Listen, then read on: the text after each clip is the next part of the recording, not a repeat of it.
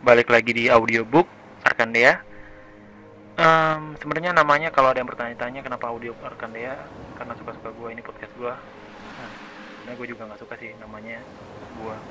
Tapi terserah lah, sikat aja. Kita akan melanjutkan audiobook pertama yang kemarin, yang bukunya Mark Manson. Mungkin kalian sudah tahu judulnya. Lanjutannya yaitu bab 2. Judulnya Kebahagiaan Itu Masalah. Sekitar 2500 tahun lalu, di kaki bukit Himalaya, yang sekarang dikenal dengan Nepal, tinggallah di sebuah istana yang megah seorang raja yang menunggu kelahiran seorang putra. Terhadap anaknya ini, sang raja memiliki sebuah ide besar. Ia akan membuat hidup anaknya sempurna. Putra mahkota tidak akan pernah mengenal apa yang disebut penderitaan. Setiap kebutuhan dan keinginannya senantiasa akan dipenuhi. Raja mendirikan dinding yang tinggi mengelilingi istana untuk mencegah pangeran mengetahui dunia luar. Ia memanjakan anaknya, melimpahkannya dengan makanan dan hadiah, mengelilinginya dengan para pelayan yang melayani setiap rengekannya. Dan seperti yang direncanakan, anak tersebut tumbuh tanpa mengenal kejamnya kehidupan manusia. Seluruh masa kecil pangeran berjalan seperti ini. Meskipun mendapat kemewahan dan kelimpahan, pangeran itu menjadi anak muda yang judes. Tidak lama, setiap pengalaman terasa hampa dan tidak bernilai. Masalahnya adalah, apapun yang diberikan sang ayah tampak tidak pernah cukup, tidak pernah berarti apapun. Di suatu malam yang sudah larut, pangeran menyelinap keluar istana untuk melihat apa yang ada di balik dinding. Ia menyuruh salah satu pelayan untuk mengantarkannya ke desa setempat, dan apa yang ia lihat di sana menakutkannya. Untuk pertama kali dalam hidupnya, pangeran menyaksikan penderitaan manusia. Dia melihat orang sakit, orang lanjut usia, gelandangan, orang yang kesakitan, bahkan orang yang sekarat. Si pangeran kembali ke istana dan mendapati dirinya berada dalam sejenis krisis eksistensial. Karena tidak mampu mencerna apa yang dilihatnya barusan, ia menjadi galau atas semua perkara dan banyak mengeluh. Dan seperti anak muda pada umumnya, pangeran pada akhirnya menyalahkan ayahnya atas segala hal yang telah dilakukan sang ayah kepadanya.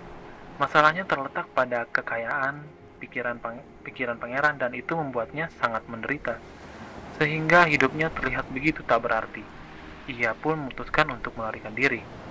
Namun, tanpa yang disadari, pangeran justru menjadi seperti, bahkan melebihi ayahnya. Ia memiliki ide besar juga. Ia tidak hanya akan melarikan diri. Dia berencana melepaskan kekayaannya, keluarganya, dan semua miliknya. Lalu tinggal di jalanan, tidur di tempat kotor seperti binatang. Di sana, ia akan membuat dirinya kelaparan tersiksa dan mengemis sisa makanan dari orang asing sepanjang hidupnya. Malam berikutnya, pangeran menyelinap keluar dari istana lagi. Kali ini, ia tidak pernah kembali. Selama bertahun-tahun ia hidup seperti seorang gelandangan, tanpa masyarakat yang dibuang dan dilupakan. Seperti kotoran anjing yang mengerak di bagian paling bawah tiang totem sosial. Dan seperti yang direncanakan, pangeran sangat menderita. Dia merasakan penderitaan lewat penyakit, kelaparan, rasa sakit, kesepian, dan membusuk. Dia menghadapi jurang kematian. Cukup sering hanya makan satu keping kacang setiap hari. Beberapa tahun berlalu, lalu beberapa tahun lagi, dan kemudian tidak ada yang terjadi. Sang pangeran mulai menyadari kalau hidup yang penuh penderitaan ini tidak seperti yang diharapkannya. Ia tidak memberi pencerahan yang dimaui. Ia tidak berhasil mengungkap misteri dunia atau tujuan akhir dunia yang lebih dalam. Malahan, pangeran menemukan jenis pemahaman yang selalu ada dalam benak sebagian orang, bahwa penderitaan sangat menyebalkan, dan tidak ada maknanya juga. Sama halnya dengan kekayaan, penderitaan tidak akan bernilai jika dilakukan tanpa ada tujuan. Dan pangeran pun sampai pada kesimpulan bahwa ide besarnya itu, seperti ide ayahnya, pada realitanya sungguh sebuah ide yang buruk, dan dia harus segera melakukan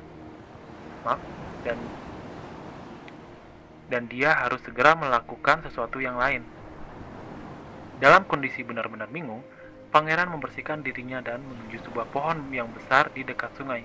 Ia memutuskan untuk tetap duduk di bawah pohon itu hingga ia mendapat ide besar lainnya.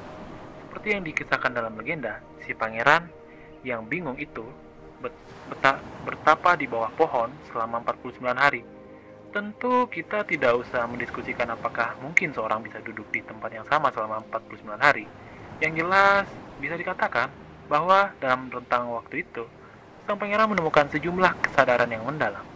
Salah satu kesadarannya adalah ini, bahwa hidup itu sendiri adalah suatu bentuk penderitaan. Orang kaya menderita karena kekayaannya, orang miskin menderita karena kemiskinannya. Orang yang tidak punya keluarga menderita karena mereka tak punya keluarga. Orang yang mengejar kenikmatan duniawi menderita karena kenikmatan duniawinya. Orang yang tidak merasakan kenikmatan duniawi menderita karena tidak pernah merasakannya. Bukan berarti semua penderitaan itu sama. Beberapa penderitaan tentu lebih menyakitkan ketimbang penderitaan yang lain. Meskipun demikian, kita semua pasti menderita. Tuhan tahun demi tahun berlalu, pangeran mendirikan bangunan filosofinya sendiri lalu menyebarkan ke pelosok dunia. Dan ini yang menjadi prinsip pertama dan utama, bahwa rasa sakit dan kehilangan tidak dapat dielakkan, dan kita harus belajar untuk berhenti menolaknya. Pangeran itu kemudian dikenal sebagai Buddha. Dan andaikan Anda belum pernah mendengarnya, pribadi ini sungguh luar biasa. Ada sebuah premis yang mendasari semua asumsi dan keyakinan kita. Premis itu adalah kebahagiaan itu bersifat algoritmik, bisa diutak-atik dan diperoleh dan dicapai. Seperti masuk sekolah hukum dan membangun set Lego yang sangat rumit. Jika saya mencapai X, maka saya akan bahagia. Jika saya terlihat seperti Y, maka saya akan bahagia.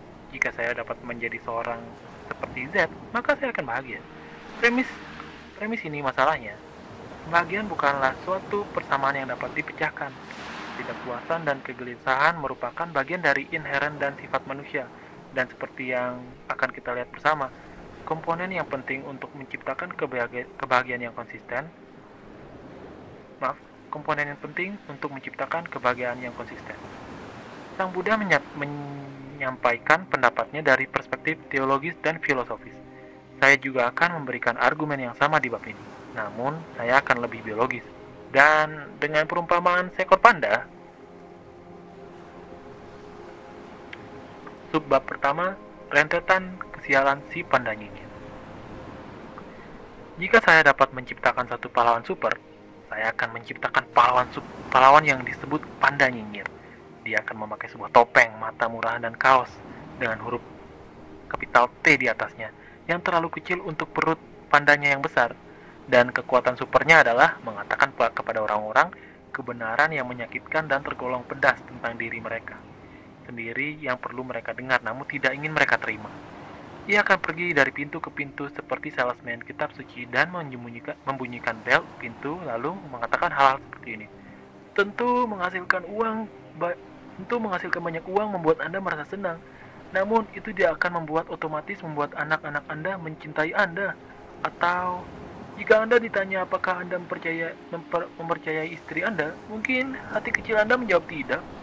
Atau apa yang Anda anggap sebagai pertemanan sesungguhnya adalah upaya Anda secara konstan untuk membuat orang lain terkesan. Lalu ia akan berkata kepada tuan rumah, semoga hari menyenangkan, dan melenggangkan ke rumah berikutnya. Ini akan terdengar luar biasa dan gila dan menyedihkan sih, tapi jelas memotivasi dan penting lagi pula kebenaran yang paling agung dan dalam kehidupan biasanya kebenaran yang paling tidak enak didengar. Panda nyinyir akan menjadi pahlawan yang tidak diinginkan seorang pun, namun diperlukan siapapun. Ia akan menjadi sayuran untuk melawan makanan sampah yang dikonsumsi mental kita. Dia akan membuat hidup kita lebih baik, meskipun membuat kita merasa lebih buruk. Dia akan membuat kita lebih kuat dengan membuat kita menangis, mencerahkan masa depan kita dengan menunjukkan kepada kita seperti apa itu kegelapan. Mendengarnya akan seperti menonton sebuah film di mana pahlawan mati di akhir cerita.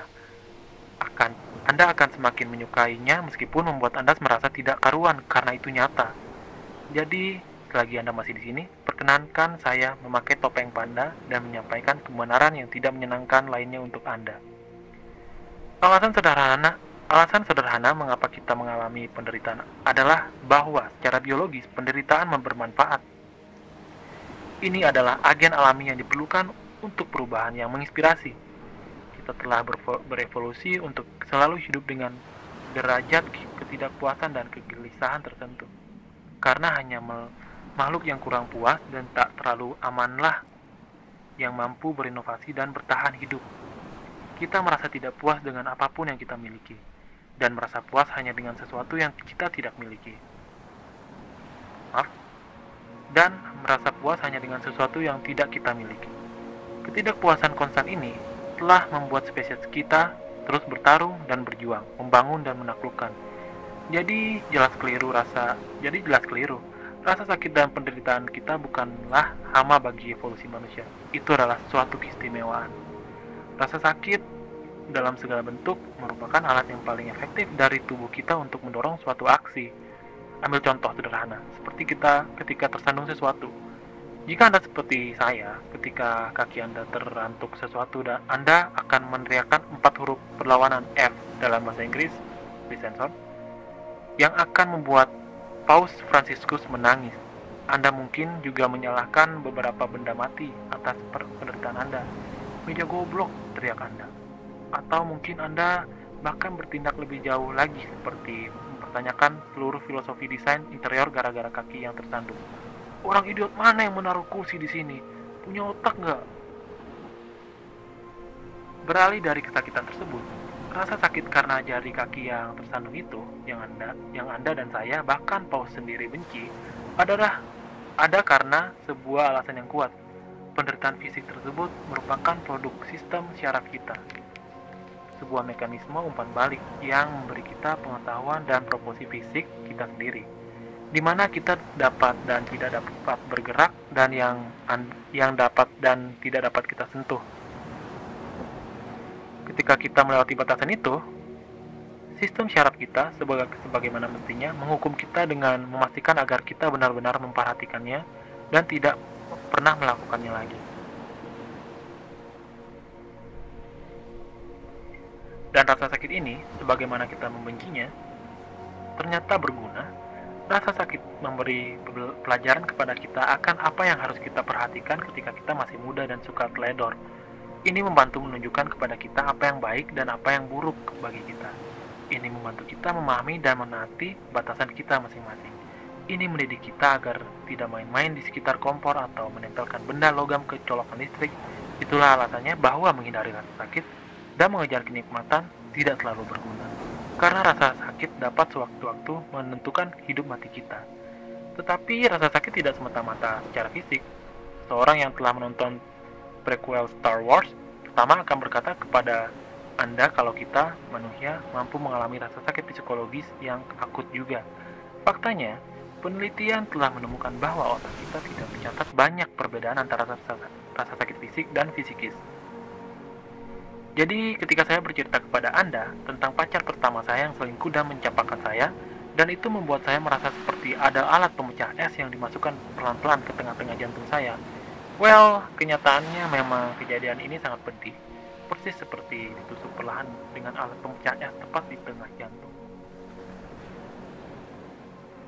Sama halnya dengan rasa sakit fisik, rasa sakit psikologis merupakan indikasi adanya sesuatu yang keluar dari keadaan wajar. Ada beberapa batasan yang telah dilanggar, dan seperti rasa sakit fisik, rasa sakit psikis kita tidak selamanya buruk atau bahkan tidak diinginkan. Dalam beberapa kasus, mengalami rasa sakit emosional atau psikis justru menyehatkan atau perlu. Seperti halnya jari kaki yang terantuk mendidik kita, untuk tidak lagi tersandung meja.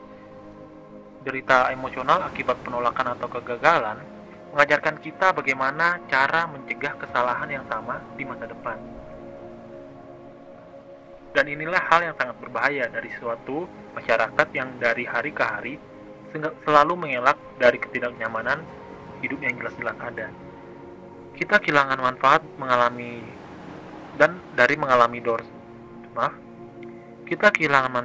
dari mengalami dosis rasa sakit yang menyehatkan. Sebuah kerugian karena kita terputus dari kenyataan dunia di sekitar kita. Anda boleh saja ngiler dengan ide tentang kehidupan yang bebas dari masalah, penuh dengan kebahagiaan yang tidak pernah berakhir dan kisah yang abadi. Namun di bumi ini, masalah tidak pernah berakhir.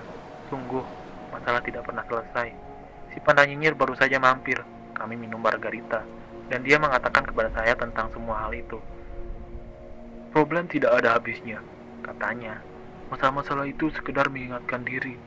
Warren Buffett punya masalah keuangan. Gelandangan mabuk yang tergeletak di Quick A Mart juga punya masalah keuangan. Bedanya, masalah keuangan yang dihadapi Buffett lebih baik ketimbang gelandangan itu. Itulah hidup.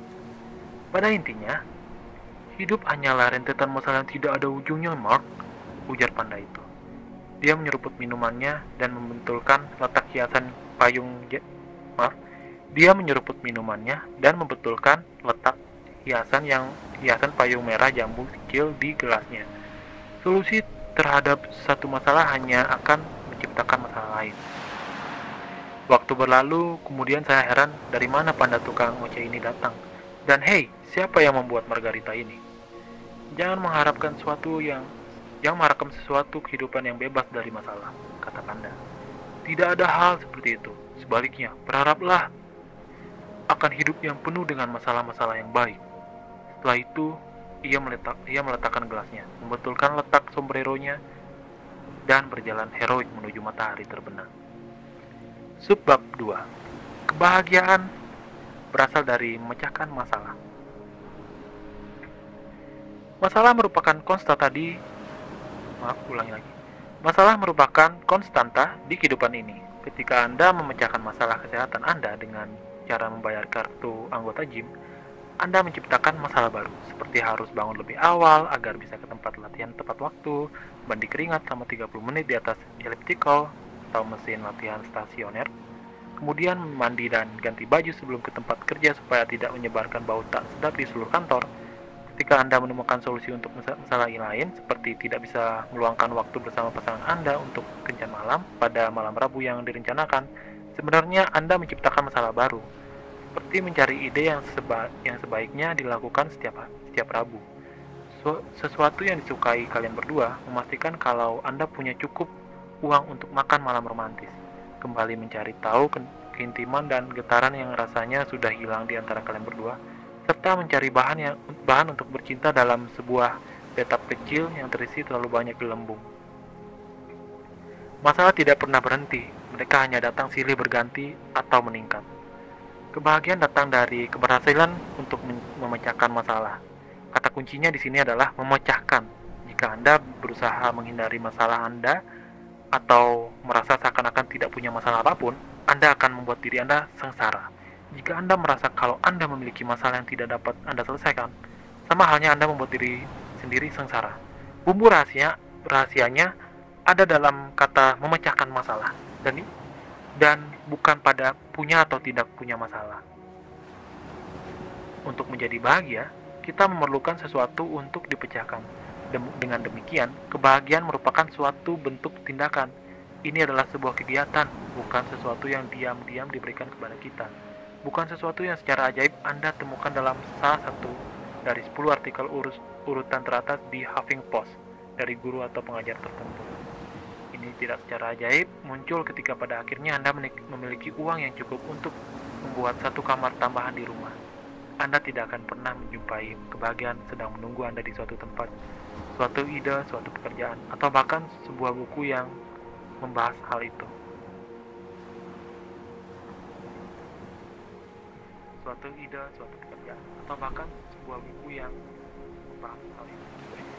Kebahagiaan merupakan proses kerja yang konstan, karena memecahkan masalah juga adalah proses kerja yang konstan.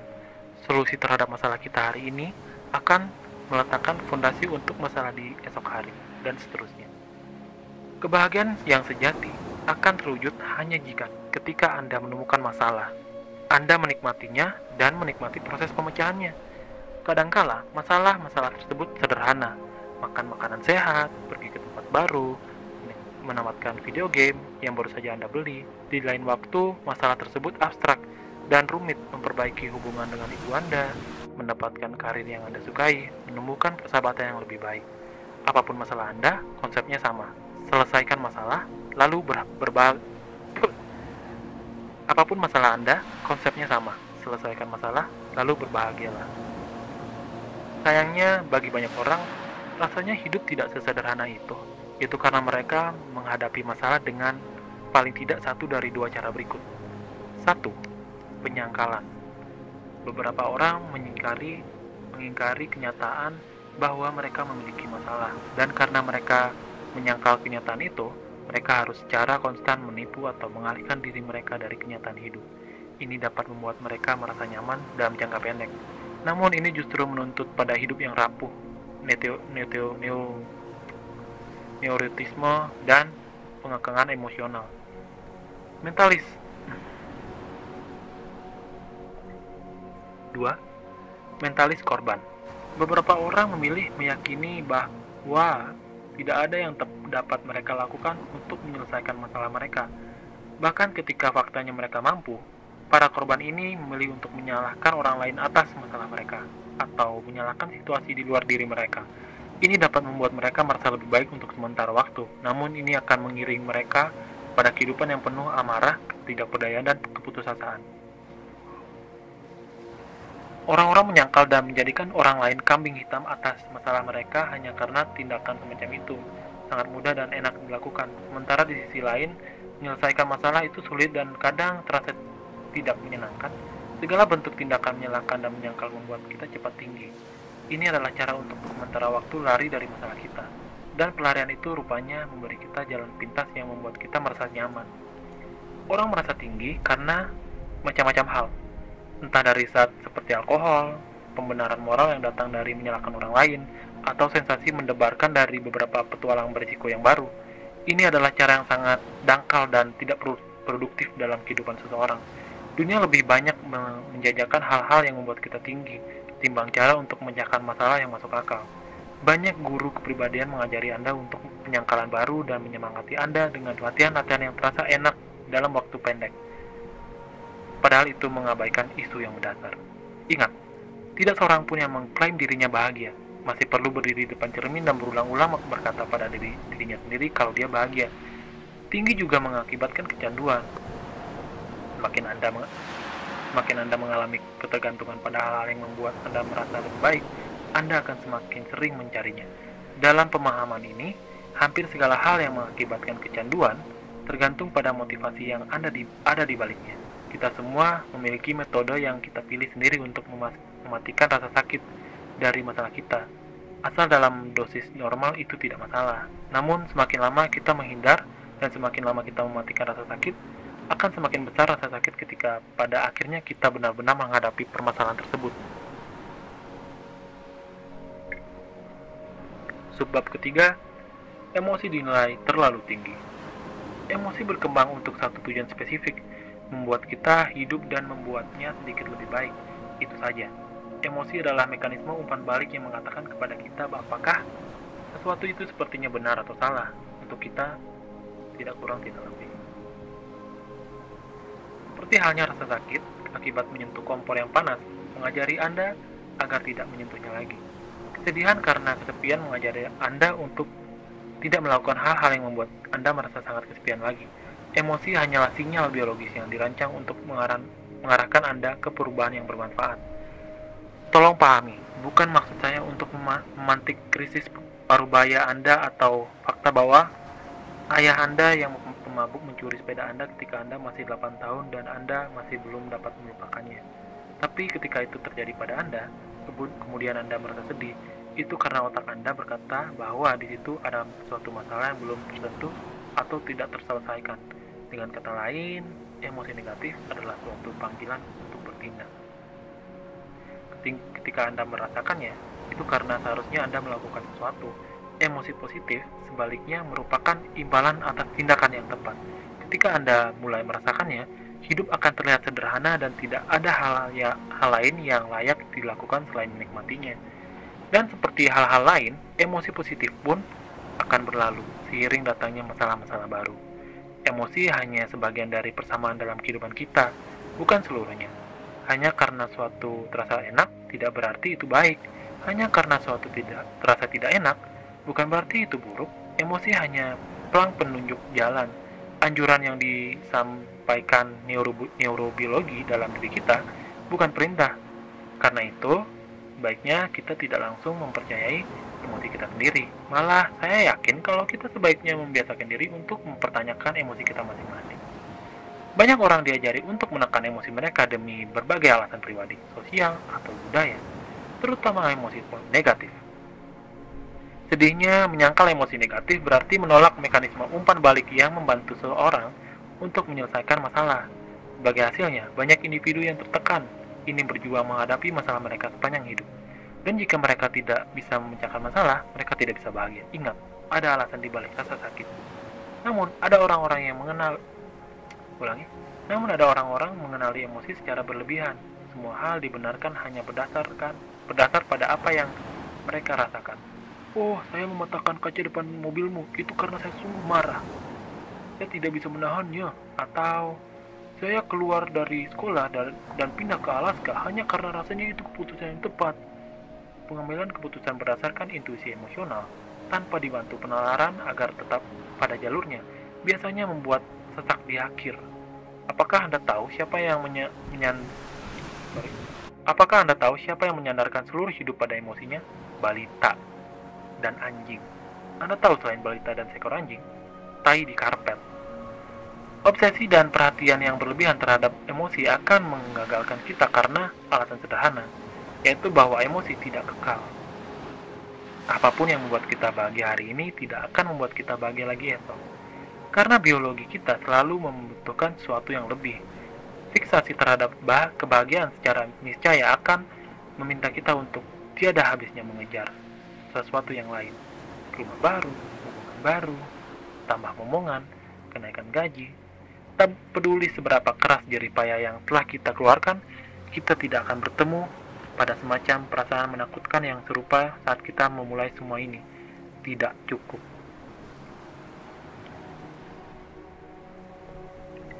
Psikolog kadang menyebut konsep ini sebagai treadmill hedonis.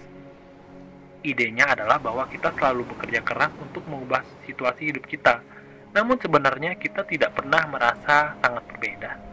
Inilah mengapa masalah kita selalu berulang dan tidak dapat dihindari. Orang yang Anda nikahi adalah orang yang dengannya Anda beradu mulut. Mungkin gini artinya. Orang yang Anda nikahi adalah orang yang ajak Anda beradu mulut. Rumah yang Anda beli adalah rumah yang Anda perbaiki. Pekerjaan idaman yang Anda miliki adalah pekerjaan yang membuat Anda stres. Setiap hal didapat melalui suatu pengorbanan. Apapun yang membuat kita merasa nyaman, tak dapat disangkal. Juga akan membuat kita merasa buruk. Apa yang kita dapatkan adalah apa yang kita lepaskan. Apa yang menciptakan pengalaman positif kita akan menentukan pengalaman negatif kita. Ini adalah pil pahit yang sulit ditelan. Kita menyukai ide bahwa ada beberapa kebahagiaan yang pada akhirnya dapat dicapai. Kita menyukai ide bahwa kita dapat meringankan semua penderitaan kita secara permanen. Kita menyukai ide bahwa kita dapat merasa penuh dan puas dengan hidup kita selamanya. Tapi kita tidak mampu. Subbab 4. Pilih medan juang Anda. Jika saya bertanya kepada Anda, apa yang Anda ingin raih dalam kehidupan ini? Dan bila jawaban Anda kira-kira bakalan begini, saya ingin kebahagiaan dan memiliki sebuah keluarga dan pekerjaan yang saya suka. Tanggapan Anda tersebut sangat lazim dan sepertinya tidak ada artinya sama sekali. Setiap orang menikmati apa yang mengenakan. Setiap orang ingin hidup dengan riang gembira, senang dan mudah, jatuh cinta dan merasakan seks dan hubungan yang luar biasa. Terlihat sempurna dan berduit, populer, dihormati dan dikagumi, dan jadi jagoan di lantai dansa, yang membuat kerumunan orang akan terbelah seperti laut merah ketika Anda berjalan santai memasuki ruangan. Setiap orang menginginkannya, mudah untuk menginginkannya. Sebuah pertanyaan yang lebih menarik, sebuah pertanyaan yang tidak pernah disadari sebagian besar orang adalah, rasa sakit apa yang Anda inginkan dalam hidup Anda? Apa yang membuat Anda rela berjuang? Karena itu tampak seperti faktor yang sangat menentukan menjadi apa hidup kita nantinya. Sebagai contoh, sebagian besar orang ingin mendapatkan posisi puncak di perusahaan dan mendapatkan banyak uang. Namun, tidak banyak orang yang bersedia menderita selama 60 jam minggu kerja. Perjalanan pulang pergi kantor yang jauh, berkas kerja yang memuakkan, dan menghadapi hierarki perusahaan yang sewenang-wenang demi melahirkan diri dari neraka kubikel yang tak berujung. Hampir semua orang menginginkan seks yang memuaskan dan hubungan yang luar biasa. Namun tidak setiap orang mau Namun namun tidak setiap orang mau menjalani percakapan yang alot, keheningan yang menyiksa, perasaan yang tersakiti, dan psikodrama emosional untuk sampai ke sana. Jadi mereka pikir lebih baik diam saja. Mereka memilih diam dan selama bertahun-tahun gusar oleh angan-angan sendiri. Seandainya saja, hingga angan-angan itu menjelma dari seandainya saja menjadi terus sekarang apalagi. Sampai ketika akhirnya para pengacara sudah pulang dan cek tunjangan perceraian ada dalam surel. Pertanyaan itu menjadi, untuk apa semua ini?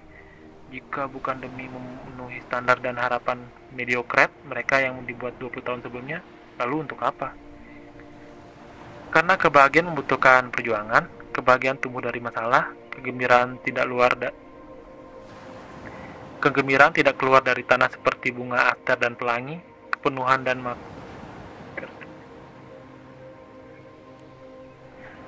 dan makna hidup yang nyata, serius, berumur panjang harus diraih dengan cara memilih dan mengelola medan juang kita sendiri. Entah Anda menderita karena rasa cemas dan kesepian, atau gangguan kompulsif obsesif, atau akibat seorang bos brengsek yang menghancurkan separuh jam kerja Anda setiap hari, solusinya terletak pada penerimaan keterlibatan aktif atas pengalaman negatif tersebut. Bukan dengan menghindarinya, bukan pula dengan adanya penyelamat yang datang. Orang-orang menambahkan fisik yang mengagumkan, namun Anda tidak akan mencapainya kecuali Anda sungguh menghargai rasa sakit dan tekanan fisik yang menyertai aktivitas Anda di tempat kebugaran jam demi jam. Kecuali Anda rajin menghitung dan mengkalibrasi makanan yang Anda konsumsi. Perencanakan hidup Anda dalam porsi piring berukuran kecil. Orang ingin memulai bisnis mereka sendiri, tapi Anda tidak akan menjadi seorang wirausahawan yang sukses kecuali Anda mampu menghargai resiko, ketidakpastian, kegagalan yang datang berulang-ulang. Investasi waktu yang gila-gilaan yang mungkin hanya demi sesuatu yang tidak menghasilkan apapun. Orang-orang menginginkan pacar, pasangan hidup, namun Anda tidak akan mampu menarik perhatian seorang yang Anda sukai tanpa menghargai goncangan emosional yang disertai penolakan, mengatur ketegangan seksual yang tidak pernah tersalurkan, dan menatap kosong telepon yang tidak pernah berdering. Inilah bagian dari permainan cinta. Anda tidak akan pernah memenangkannya jika Anda tidak ikut bermain. Apa yang menentukan kesuksesan Anda bukanlah apa yang ingin Anda nikmati. Pertanyaan yang relevan adalah, rasa sakit apa yang ingin Anda tahan? Jalan setapak menuju kebahagiaan adalah jalan yang penuh dengan tangisan dan rasa malu. Anda harus menentukan pilihan. Anda tidak mungkin memiliki hidup yang terbebas dari rasa sakit. Hidup tidak bisa selalu mekar seperti mawar dan fantastis seperti unicorn. Pertanyaan tentang kenikmatan tergolong mudah karena hampir semua orang punya jawaban serupa. Pertanyaan yang lebih menarik adalah tentang penderitaan. Derita apa yang ingin Anda hadapi? Itulah pertanyaan sulit yang perlu disadari. Pertanyaan yang sebenarnya akan mengantar Anda ke suatu tempat. Inilah pertanyaan yang dapat mengubah sebuah sudut pandang, sebuah kehidupan. Inilah yang membentuk saya dan Anda. Ya, Anda. Inilah yang menentukan pribadi kita dan yang membedakan kita, serta yang pada ujungnya menyatukan lagi kita semua. Selama masa remaja dan awal dewasa, saya berfantasi menjadi seorang pemusik rockstar. Persisnya, setiap kali mendengar musik dengan iringan gitar yang kencang, saya selalu menutup mata dan membayangkan diri saya berada di atas panggung, memainkan gitar di tengah teriakan kerumunan penonton, dan orang-orang pun pasti akan lupa diri mendengar permainan jari saya yang memukau. Fantasi ini bisa menghanyutkan saya selama berjam-jam. Bagi saya, pertanyaannya bukan bagaimana jika saya bisa di atas sana bermain di depan para penonton yang terus berteriak, tapi kapan saya harus merencanakan itu semua?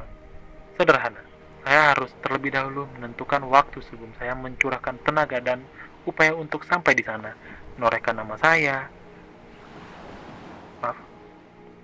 Saya harus terlebih dahulu menentukan waktu sebelum saya mencurahkan tenaga dan upaya untuk sampai di sana dan menorehkan nama saya.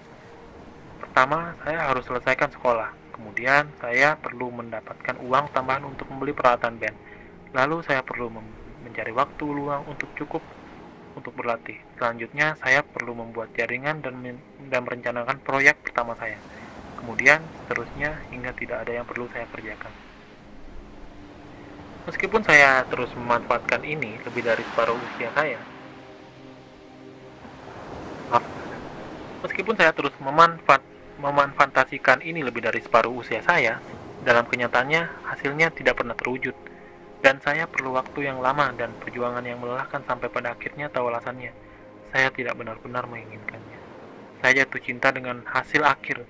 Bayangan saya di atas bayangan saya di atas panggung, orang-orang menyoraki, menumpahkan emosi saya dalam nada yang saya mainkan. Tetapi saya tidak jatuh cinta pada prosesnya, dan karena itu saya gagal. Berulang kali. Sial, bahkan kegagalan itu pun bukan hasil dari perjuangan apapun. Saya hampir tidak pernah berusaha. Kebosanan saat bermusik, koordinasi untuk menemukan grup band, dan mengatur gladi kotor, rasa lelah mengadakan pertunjukan yang sulitnya mengajak orang untuk datang dan membeli tiket, senar yang putus, tabungan pipir yang meledak, mengangkut peralatan sebesar 20 kg ke dan dari tempat latihan tanpa mobil. Itulah gambaran impian yang serupa puncak gunung dan seorang harus berjuang mendakinya. Dan dibutuhkan waktu yang cukup lama bagi saya untuk mengetahui bahwa saya tidak suka mendaki gunung itu. Saya hanya suka membayangkan puncak gunungnya. Narasi di luaran secara umum akan memborbardir dengan aneka petua bahwa saya telah gagal, bahwa saya orang yang cepat menyerah atau pecundang, bahwa saya hanya kurang ini dan itu, bahwa saya menyerah atas mimpi saya, dan bahwa mungkin saya membiarkan diri saya tumbang oleh tekanan masyarakat. Namun, kebenaran jauh tidak menarik daripada salah satu penjelasan tersebut. Kebenarannya adalah, saya pikir saya menginginkan sesuatu, namun pada kenyataannya tidak, habis perkara. Saya menginginkan imbalan, bukannya jerih payah. Saya menginginkan hasil dan bukan proses. Saya hanya jatuh cinta pada kemenangan dan bukan perjuangan. Dan hidup tidak berjalan seperti itu. Siapa diri Anda yang sebenarnya ditentukan oleh apa yang ingin Anda perjuangkan. Orang-orang yang menikmati perjuangan di gym adalah orang-orang yang mengikuti triathlon dan memiliki bentuk perut seperti dipahat dan bisa bench press satu rumah kecil. Orang-orang yang menikmati berminggu-minggu kerja yang panjang dan saling sikut di perusahaan adalah mereka yang terbang melampaui hal-hal tersebut. Orang-orang yang menikmati tekanan dan ketidakpastian gaya hidup dari seorang seniman kelaparan adalah mereka yang pada akhirnya mampu menghidupi dan menjalaninya. Ini bukan tentang kekuatan kehendak atau omong kosong tentang keuletan. Ini juga bukan contoh nyata dari ungkapan no pain no gain. Tidak ada yang bisa didapat tanpa perjuangan. Ini adalah komponen hidup kita yang paling sederhana dan mendasar. Perjuangan kita menentukan kesuksesan kita. Permasalahan-permasalahan kita melahirkan kebahagiaan kita. Seiring dengan masalah-masalah yang naik levelnya menjadi makin baik. Lihat, ini adalah spiral yang merambat ke atas tanpa pernah selesai. Dan jika Anda masih berpikir bahwa Anda boleh berhenti mendaki di titik manapun, saya khawatir Anda belum cukup paham karena kegembiraannya justru terletak pada pendakian itu sendiri. Oke, itu adalah kalimat terakhir dari bab 2. Sepertinya masih banyak